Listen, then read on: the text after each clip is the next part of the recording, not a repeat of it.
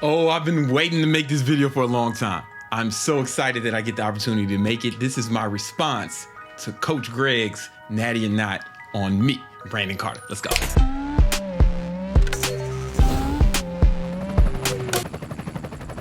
All right, so first of all, I want to start off by saying that I am honored. It is not sarcasm. I am honored to be featured in one of Coach Greg's Natty or Nots.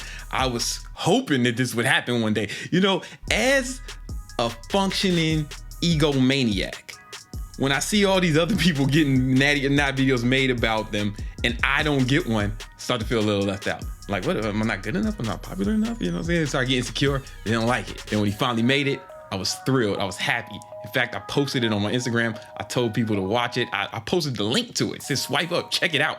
That's how hype I was first thing in the morning. I found out that he made the video about me because I'm a subscriber. I'm a fan. I follow him on the gram. I follow him on YouTube. This is not sarcasm. I follow this dude. There's a few different channels that make these videos, you know, talking about other YouTubers. And the two that I respect the most are Greg and the other dude, Plates for Dates, because they are objective and they say nice things about the person. Like some of these other channels, just trying to be divisive and just like mean, like we're not people. But Greg said a lot of great things about me. He said some really, really nice things about me. And throughout the video, he just kept giving me compliments, which, you know, as a narcissist, that feels incredible. You know, it made me like him more. This is not sarcasm. Greg said I had an amazing physique. He said I look better than 99.9% of human beings on Earth. You're better looking than 99.999% of the world. He said I was a specimen of a man. I've never been called that before that I know of, and that felt good. And he even said I was leaner than him, which is high praise because he's in phenomenal shape, right? That's one of the reasons why I like Greg and Place for Dates, because they're actually in good shape. Like a lot of the guys who make these videos talking about other fitness YouTubers, they have a different look. It comes off, I don't want to be disrespectful, it kind of just comes off like, oh yeah, maybe if I looked like him, I'd talk about other people too. But Greg, you know, he said a lot of great things about me, and I really appreciated them all. However, there are just a few things I wanted to clear up. There's just a few things I wanted to clear up. This is not a video where me trying to defend myself. If you believe I'm on drugs, cool. If you don't, cool. But this is a few things I wanted to clear up. For instance, the picture he showed me when I was 16, I just feel like I need to put that in context a little bit, because I wasn't just walking around in Speedos and sunglasses like it was all good at age 16. No, that was Halloween and I was The Rock. And I know that this doesn't matter. It doesn't matter. But I just felt like I should clear that up. I didn't want you to think I was just walking around looking like that for for no reason at age 16. You know, I even had the tattoo drawn on me, his bull tattoo. I was The Rock for Halloween, you know what I'm saying? And then he also mentioned that, you know, I didn't have my transformation from when I was that age. That's true, right? I'm gonna be real with you, you know, like Greg and I were both, you know, older guys. You know, I'm 38, he's 44, I believe. If I could look like him at that age, that would be awesome. And you know, when in the 90s, right, we didn't have digital cameras, right? Like we didn't have a bunch of images or videos. So I don't really have, or at least I didn't, right? I was poor, right? So I think I didn't have that kind of equipment. But what you can see is on my YouTube, you know, it's, you know, about seven, 8 years of consistent uploads. It's not been no crazy fluctuations in weight. And even if you think that I'm on some PEDs right now, I think that Coach Greg would believe that if you look at my progress from the first YouTube video to now, in that amount of time, I believe that you will agree that that's attainable, natural, that you actually can do that if you want. If you want to do PEDs, that's cool too, man. I don't care. I ain't making no judgments. Now let's hit some of the other points he made in the video. And to be clear, I liked the video, man. It was almost all compliments, and I really do appreciate that, because other guys have made videos about me and they weren't very kind.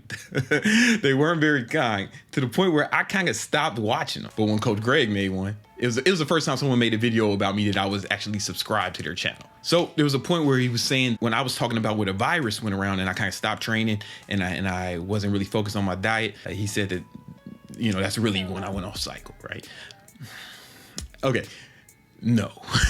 But I do want to be clear about what happened during that time. Like, I kind of just glossed over it.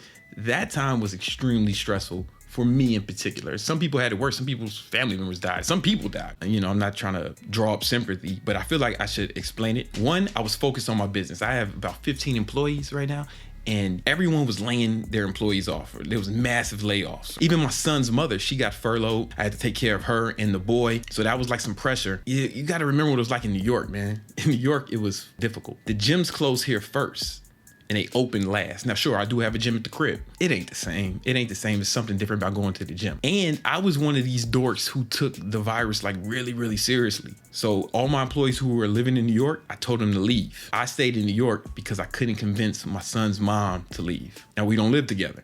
So I was in New York and I wasn't seeing nobody. I was in complete isolation. You know what I'm saying? Like, I didn't see anyone. I didn't have a girlfriend at the time.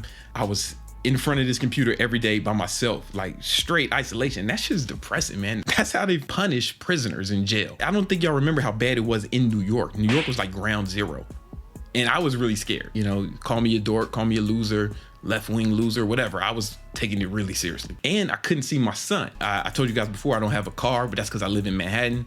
And, you know, I just used to just take Ubers everywhere. And I didn't see my son for months. I FaceTime with him almost every day. I made sure him and his mom had everything they needed, but I didn't see my son. And that was like, I don't know, man, that was depressing. I was alone that whole time. To make matters worse, one of my good friends, Connor Murphy, y'all know my company has been helping Connor with his business since the beginning. And I was even the co-host on his podcast. And I consider him like a little brother. Right? I still consider him a little brother, right? I want to say this without being disrespectful to Connor or whatever, or his family, but you know, you guys know what happened with Connor. He went crazy. You know, he went crazy and posted a YouTube video that he was going to kill himself. And I believed him, right? When he said the police came or whatever, like, no, we called the police. Like, my team, we called the police when that video went up.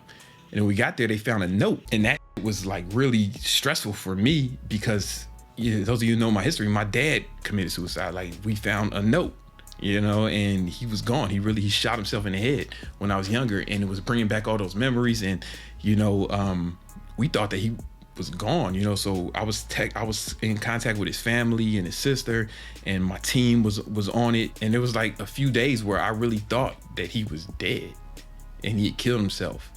And that would have been bad enough on its own, but also like what I went through, it brought up a lot of like bad memories, you know, for me and my family, right? My mom's like praying for him and hoping he's not really dead. And then they finally find him. The police find him, and then he's in the mental institution for weeks.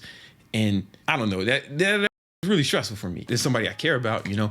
Honestly, I haven't even talked to Connor since then. Just neither one of us have reached out to each other. He got out the asylum, and I think I tried to text him then, but you know, when he was missing, he got rid of his phone. I don't really know what's going on with him, right? I haven't spoken to Connor. Right? Some members of my team have, and I've been in contact with his family, but I haven't spoken to Connor. And when he got out, he said he's gonna like fast for 40 days. I haven't talked to, this is the first time I talked to anybody about this, me talking to this camera. He went crazy. I mean, I'm still here for if he needs something, he can reach out to me or whatever. I don't hate him or nothing, but that shit took a toll on me, you know what I'm saying? Yeah, that was real stressful for me. So with one of my good friends pretending to kill himself, then going crazy after, not being able to see my son or any other human beings, yeah, man, I wasn't training like that. I wasn't tracking my macros. I wasn't on it, man. Yeah, man, I was depressed. And it wasn't until things started changing and I met, you know, my new girlfriend, and and the gyms finally opened. I remember the gyms closed in New York first and opened last. And then when I started dating her, started going back to the gym, got her a membership at Equinox, and then I had some more incentive and things started coming back, and I was like, all right, let's start taking it seriously. So yeah, I probably lost a lot of weight. I lost a lot of weight, man. I lost a lot of weight. I wasn't really eating like that. I'm sure I lost a lot of glycogen, and you know, that shit just had a huge effect on me. And you can believe that if you want, right? You don't have to believe that. I'm just telling you the truth, and it's cool if you don't too. Honestly, you know, it's whatever. I'm here to tell my story. You know what I'm saying? If you don't feel it, you don't believe it, that's cool. Then there was a point where he brought up me having gyno. I don't think I have gyno, man. I don't think I have gyno. Like he showed some images of me where, you know, I don't know, but here's some, I'll show up right now, some actual footage, and none of this stuff is like really old, right? So, I'll just show up some of the footage. I don't think I have it. If I do, that's news to me. And if I do have it, you know, I'm sure there's other ways to get it. You know, I don't know, man. I'm just a guy talking into a camera by myself in the crib. But I don't think I have gyno, man, you know? Then he also talked about how you won't gain water on keto, right? Now here's the thing, when you bulk on keto, you will. And here's another thing. I said I was doing a keto-ish diet. So remember, my protein was really high, right? I was eating 300 grams plus protein per day. So if your protein is really high, even with a low carb diet, what's going to happen is something called glyconeogenesis. And without getting into too much detail, glyconeogenesis is a process of protein being converted into glycogen or glucose. And then that glucose is going to get stored where? In your muscles. So you're going to get a lot more full. Imagine like somebody who's depleted and then they get a bunch of glucose infused into their muscles. They're going to look way bigger. They're going to look way more impressive. And if you have 300 grams of protein a day, you will experience some glyconeogenesis. And yeah, man, I wasn't taking pictures before or after. In fact, almost everything I posted during the pandemic was old because I didn't feel good. I didn't feel like I looked good. And I was depressed, but that's cool. I feel better now. So, you know, and I think everyone's goes through certain things, you know, Lord knows Connor went through something during the pandemic. And then, you know, it's just, I think it had a mental effect on all of us. So yeah, I wasn't really posting like new during that time, you know. It wasn't until I started getting back until I started to like the way I look again, you know. And there's another point that was left out is I said I was taking between 10 to 20 grams of creatine a day, right? So if you take 20 grams of creatine a day, you're gonna put on some water, man. You heard. If any of you have ever loaded up on creatine, you see it. You know what it is. Every time you load up on creatine, you're gonna see a huge increase in mass, and you know most of that's gonna be water, right? And if you do that after being depleted, not training, not focusing on your diet, not eating that much for months, yeah, man, you're gonna get a drastic increase. There's another part where I talked about how I tried to get on TRT before, but they said my testosterone was too high. And he said, why would somebody who looks like this even go in for TRT? And you know, I like the compliment. Thanks again for the compliment.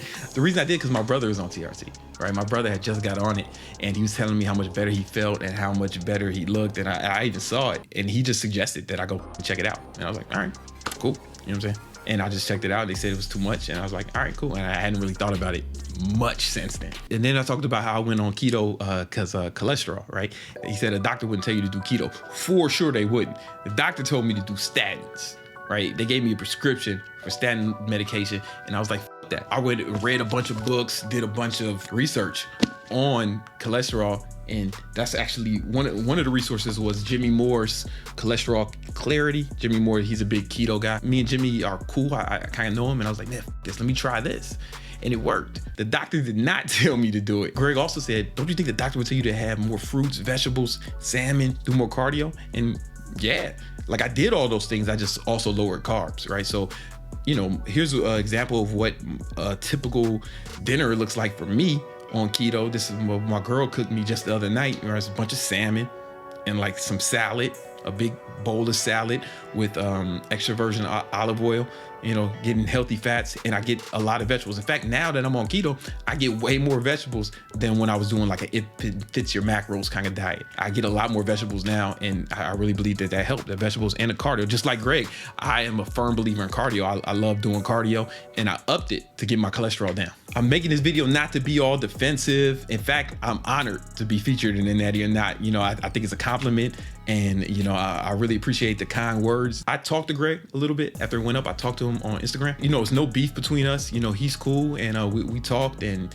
I got a lot of respect for him. You know what I'm saying? And I told him, man, listen, if I decide to go to the other route, either TRT or even PDs or anything like that, like it's never off the table. It's never been off the table for me. I'm just actually just being honest with you, just telling you guys what's happening, and you don't have to believe it, and that's totally cool. But I told Greg, if I do go that route, because I don't really know much about it, if I do go that route, then I'm actually going to hire him to be my coach to coach me on the supplements. And we actually talked about that. So let's see what happens. You know what I'm saying? And listen, just in conclusion, I just want you guys to know that there are people who are in great shape without PEDs. You know what I'm saying? I want to be clear about that. I feel like, especially before Greg and Place for Dates, I felt like there was a narrative going around that everyone who was in shape had to be on some sort of PEDs. Like, it was impossible. The reason that's bad is for like younger kids or just people who want to get in shape. They feel like it's impossible. And even Greg said, hey man, he said that he wanted to believe it, but he saw some things that made him think otherwise. Cool.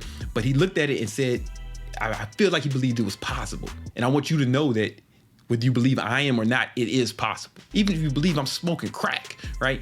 It's still possible for you to achieve my body with time or something similar to it. Or maybe not exactly mine. I do probably have good genetics. You show me the picture of me at 16. I don't know, but you can still get in great shape without being on PEDs. I've trained thousands of people, man. Like, honestly, I've been a trainer for over 20 years. I'm not just an influencer. Like, I've been a trainer for over 20 years, and I've seen people do some amazing things with time and effort. And if you want something to happen faster, you can do it with more effort. When I go out to eat, I bring a scale with me, man. I weigh the food. I have tracked everything I have eaten every day for 20 years. Honestly, I've been consistent, man. I've been consistent. I keep a scale in my bag. I carry it everywhere I go. But I say all to say, if you put in the work, you can make it happen. If you put in the work, if you go for it, you really can, man. I don't care what you think about me. I care what you think about you. You can do it without PEDs if you want. And if you want to do PEDs, it's your body, man. I've done way worse in my life than take PEDs. And those of you who follow me for you know what I'm talking about, right? Like, if I was on PEDs all the time, it would not rank in the top 10 of bad things I've done in my life. And I'm not saying it's a bad thing at all, actually. Matter of fact, I probably misspoke. I'm not even saying it's a bad thing. All I'm saying is that, listen, if you're a young dude and you want to do it naturally, you can. You really can. Just get real serious and get real consistent. I mean, every day. Don't miss days. You know what I'm saying? Every once in a while, to happen, but that's going to be rare. Anyway, hope y'all like this video. This is not me trying to be extra defensive. Make sure you like, subscribe, and I'll holler at y'all. Peace.